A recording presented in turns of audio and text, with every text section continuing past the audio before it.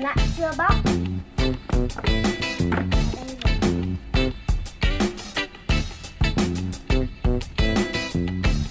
Đây là một cái máy A4 của ong nè.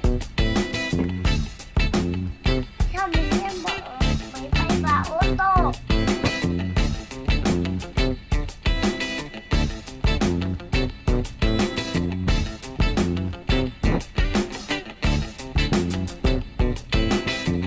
Chúng ta cùng bóc thôi nào.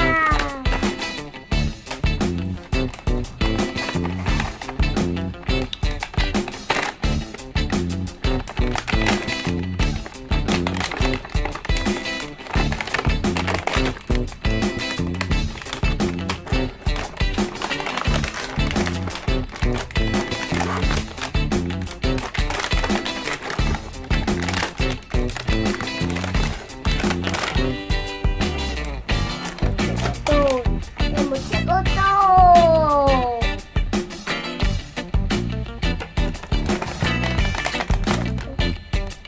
Đi. Nó tự đi.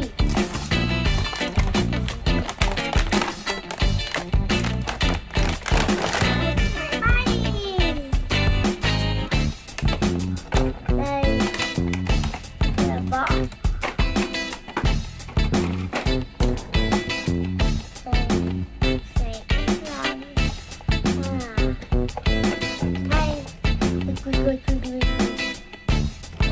Ô tô.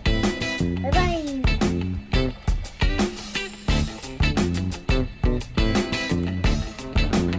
Chỗ ô tô chạy này.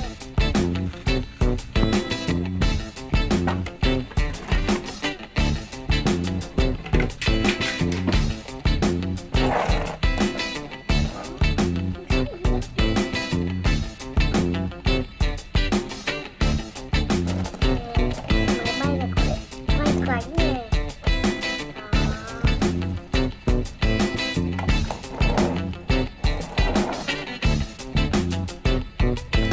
Máy bay này đi ít nhỉ. Tiếp theo là phần quà này.